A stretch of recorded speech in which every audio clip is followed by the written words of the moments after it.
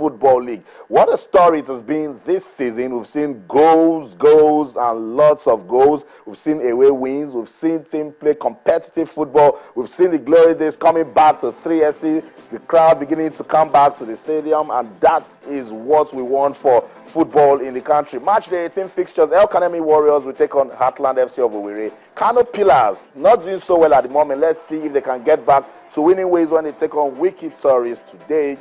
Dolphins will take on Benga Ogumbotes, 3SC. They are having the time of their lives playing good football, talking about 3SC. So let's see if they travel back to Port Harcourt.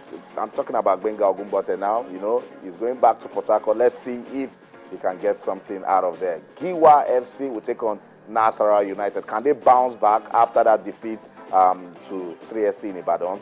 Ifeanyi Uba will take on Kwara United.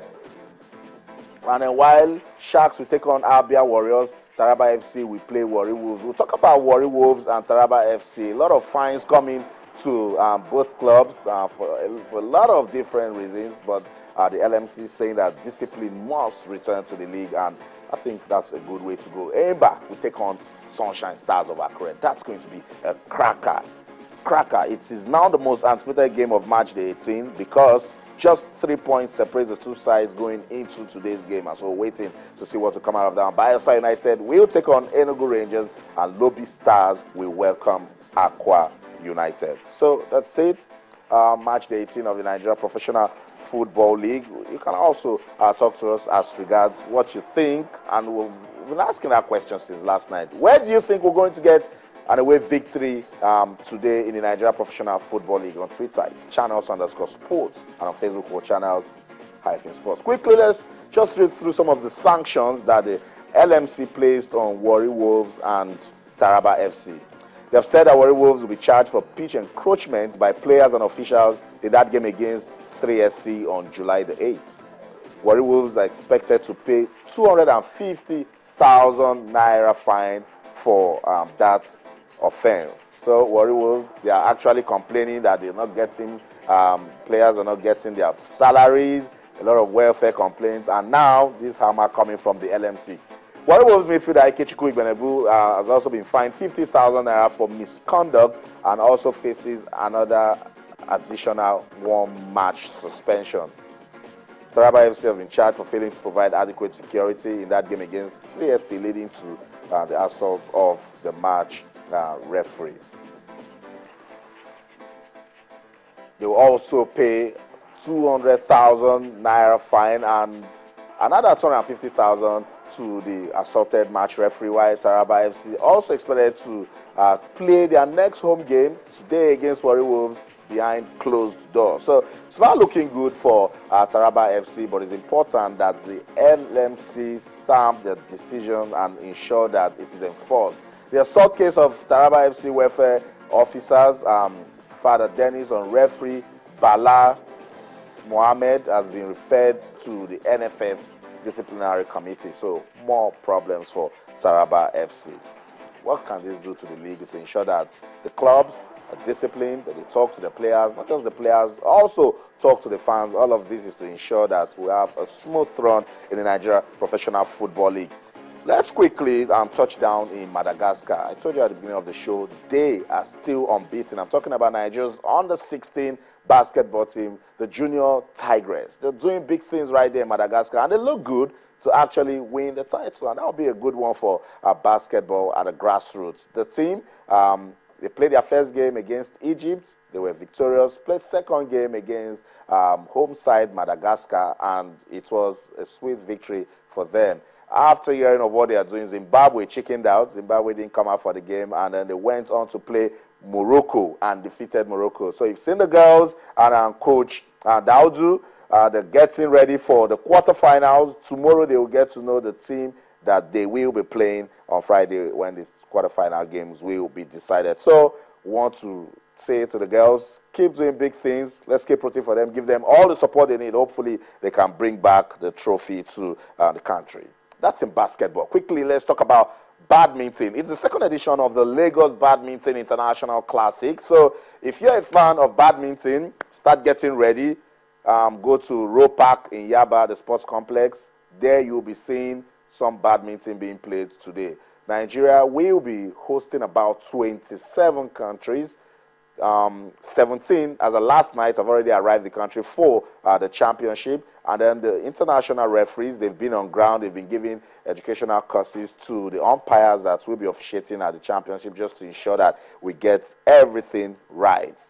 According to the Lagos State Badminton Association, it's a good one for the country because it's going to serve as preparations for the All-Africa Games. The coaches can use it to assess players' fitness and readiness for that competition, and it's another good way of developing the sport of badminton in the country. Someone that can talk more on the second edition of the Lagos State Badminton International Classics is Frank Orbih. He's the chairman of the Lagos State Badminton Association. He joins us now via telephone. Frank, good morning and welcome to the show. Oh, thank you very much, Afan. It's the second edition of the Classics. What are we doing differently this time around? Well, we have more countries coming, so preparation definitely is at a higher level. And as we speak, 17 of the countries have arrived, and we are expecting the remaining 8 or so, or 9 countries today. The international referees arrived yesterday, arrived on Sunday, and on Monday and yesterday they conducted a refresher course for our umpires, which was part of the program. So they concluded that yesterday. So I can say that we are fully prepared to take off. Talk to me about the match venue. How ready are we? Infrastructure, equipment, just to ensure that the players have a good time at the championship. Well, everything is set. Like the international referees, they had to check. In fact, they came with a checklist to make sure that we reach all the requirements as laid down by the world body. So everything is ready, and which is why, like for example, I'll tell you, for example, during the refresher course, a lot of our umpires got to know latest rules in the game, which before now they were not aware of. So everybody now is busy getting across to the coaches to inform their players, especially our Nigerian players, so that they don't go in there and make mistakes because they are not aware of the latest rules. So it was a very good thing we did, and I can say that, like I said, this morning they'll be having the managers meeting, and then the qualifiers will start at 3 o'clock. So the venue is set. Frank, aside registration, what else will go down today? Accreditation, registration, and then the managers will have their meeting so that the referee will inform them of all the things that are arranged and put in place for the championship, and if anybody has any comment, any observation, or any complaint, they will take it and address it so that once the championship takes off, there will be no stopping or looking back. So, it's the qualifiers today, and the main draw starts tomorrow. Talk to me about the readiness of Nigerian players for this championship. Well, the Nigerian players, like you are aware, you know, the national team is already in camp preparing for the All-African Games. So they came in from their camp. So it's like a continuation of their preparation for the All-African Games. So to a very large extent, at least our top elite athletes are in very good condition and prepared. For other players who are not in the national team, the information has gone around before now, and like Lagos State, the players have been in camp on their own preparing also. For those of them who are in camp, so various states have been trying, try to reach out to them to get everybody prepared. I'll say to a very large extent, the Nigerian players are going to be able to put up a very good performance. Thanks so much, Francis, for the updates as regards the second edition of the Lagos Badminton International Classics. Thank you, Austin. So that's it. Francis Orbih is the chairman of the Lagos State Badminton Association. He says the country is ready to host the world in the second edition of the Classics. So that's it. If you're a fan of badminton, you know where to go. Row Park in Yaba, and you see all the action going down today in the qualifiers. Then tomorrow, the main draw action will commence. Let's leave badminton now and talk table tennis. We're counting down to the